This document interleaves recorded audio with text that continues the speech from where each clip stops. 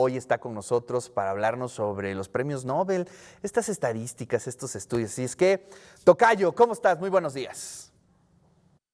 Hola Tocayo, ¿qué tal? ¿Cómo te va? Qué gusto saludarte.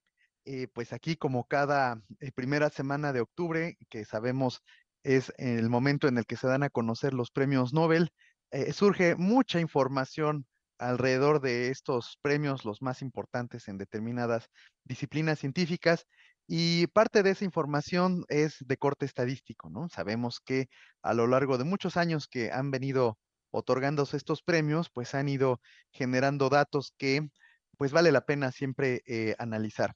Y es el caso el que nos reporta la revista Nature, que nos platica cuántos años tienen que esperar los investigadores desde el momento en el que publican sus resultados de investigación respecto al momento en el que habrán de recibir el premio Nobel. Y es que resulta que conforme han pasado las décadas, se ha incrementado de manera considerable el tiempo que tienen que esperar los científicos, las científicas que trabajan en las disciplinas que son galardonadas por el premio Nobel. Como muestra, lo que nos presenta, déjame aquí, te lo voy a compartir, la revista Nature en esta gráfica que nos platica precisamente de un análisis que se ha ido haciendo a lo largo de décadas y nos evidencia claramente cómo en el último corte, por ejemplo, los colegas del área de química han tenido que esperar hasta 30 años para poder recibir el premio Nobel, insisto, respecto a la fecha de publicación de sus resultados. El área de física, pues tampoco se acorta el tiempo de manera considerable. Estamos hablando que entre unos 26, 27 años y en menor medida, aunque digo menor medida entre comillas, el área de fisiología o medicina, que tienen que esperar 26 años. Entonces, bueno, esto eventualmente podría ser un poco contradictorio respecto a lo que sabemos, decía el famoso testamento de Alfred Nobel, en el que precisamente va a tener origen este premio. Y es que él decía en su testamento que el premio se tenía que otorgar a el avance científico más importante que se hubiera dado a conocer en el año inmediato anterior respecto a la fecha de otorgamiento del premio. Y sabemos que ese decir del testamento, pues prácticamente con lo que estamos viendo en la gráfica, se ha convertido en letra muerta. Y claro, la pregunta es, ¿y por qué se ha estado dando este fenómeno de distancias temporales tan prolongadas? Hay muchas respuestas, quizá la más rápida es decir que ha habido tantos avances científicos a lo largo de las décadas que literal, no sé si sea correcto decir, necesitamos que se añeje el resultado de la investigación o el avance científico a modo tal que no se pueda confundir el avance con algo que, bueno, pudiera ser por ahí algo interesante, pero que no es tan disruptivo o tan de amplio reconocimiento como lo que aspiraba Nobel a hacer por medio de sus premios. Entonces, bueno, pues esa es una posible razón. Y también, claro, como todo, tenemos la contrapartida y tiene que ver cómo ha habido algunos premios que no han tenido que esperar tanto tiempo para ser otorgados, ¿no? Entonces, tenemos, por ejemplo, lo relacionado con la edición del genoma humano, que pues de cuando se generó esta técnica científica a el momento en el que se otorgó el premio, pues pasaron algo así como 8 años. Lo cierto es que entre unas y otras fechas, pues la vida corre.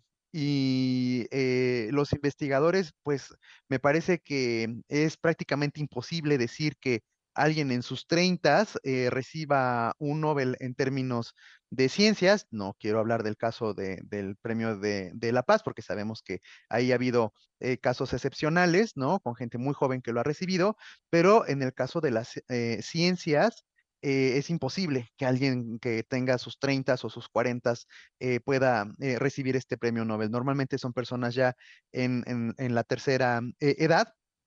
Y bueno, pues desafortunadamente ya sabemos de algún caso en el que pues el premio Nobel se anuncia y a los pocos días el que lo va a recibir fallece. Y es que precisamente dentro de las reglas del Nobel, sabemos que se establece que no se pueden otorgar premios Nobel póstumos. Entonces, bueno, ante la amplitud de la distancia temporal, insisto, desde el momento en el que se hace el hallazgo a el momento en el que se premia, pues resulta ser que, insisto, pues igual y los investigadores se nos van a morir. Entonces, en ese escenario, pues si se sigue acrecentando esa temporalidad, pues sí que va a ser necesario considerar la asignación del premio Nobel de carácter póstumo. Entonces, bueno, tenemos este dato que me parece interesante, pero no es el único. Alrededor de esto tenemos que mencionar lo complicado que puede ser para algunos investigadores el publicar los resultados de sus investigaciones. Y es que precisamente dentro de las notas que vamos conociendo, nos enteramos que la doctora Kathleen Caricó, que es quien recibió o va a recibir este año el Premio Nobel de Fisiología, pues se las vio muy duras en su proceso de consolidación como investigadora. Y fíjate que interesante el dato, la revista Nature, de esta que yo acababa de citar hace un momento con la tabla, bueno, pues esa misma revista le rechazó algunos de sus trabajos de investigación cuando ella pretendió publicarlos en esta revista. Claro, los revisores ahí hicieron sus argumentos, eh, pues espero que de carácter científico o al menos con algunas razones de peso. Y bueno, pues fíjate lo absurdo, ¿no? Ahora ella gana el premio Nobel de Fisiología o Medicina por las mismas investigaciones de las que sus trabajos fueron rechazados en esta revista, ¿no? En la revista Nature.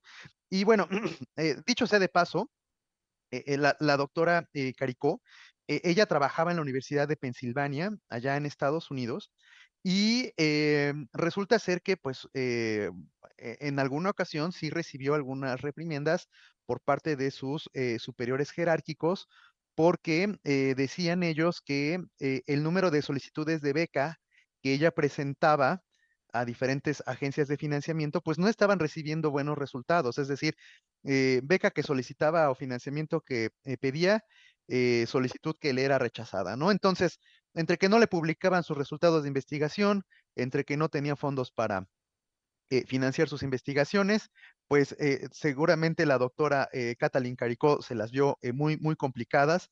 Y bueno, sabemos que al final del día publicó en otras revistas, sabemos que sí consiguió algunos financiamientos, sabemos que logró inclusive posicionarse en empresas como BioNTech, que es en donde actualmente colabora, y gracias a sus investigaciones, bueno, pues hoy a la distancia se hace reconocedora junto con su colega del premio Nobel de Medicina o de Fisiología. Y así podemos seguir platicando. El mismísimo Peter Higgs, ¿no? El descubridor de la partícula de Dios también se las vio complicadas porque sabemos que hubo un muy buen rato en donde no publicó nada. Publicó algo allá por los 60, en 1963, 64, ese documento que fue el que marcó la diferencia en el mundo de la física de las altas energías. Y después de que publicó ese documento, pues se tardó más o menos 10 años en volver a publicar.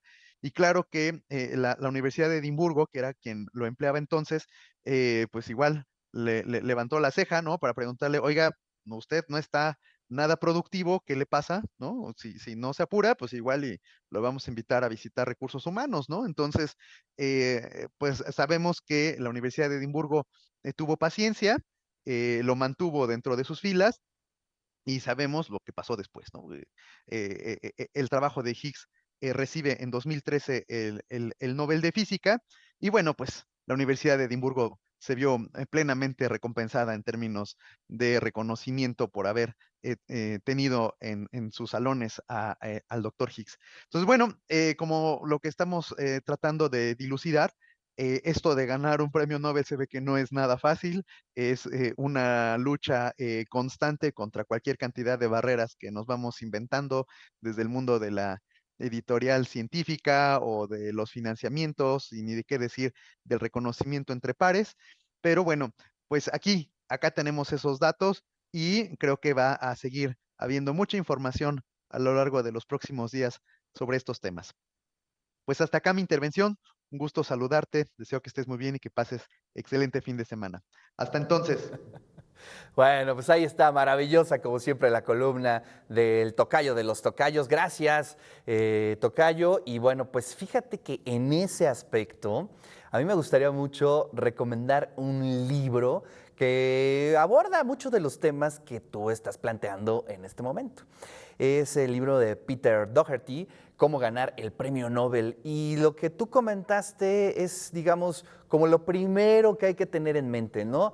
Que un premio Nobel difícilmente es joven o de mediana edad. Para hacer un premio Nobel, lo primero que se tiene que hacer es pensar en tener una vida larga.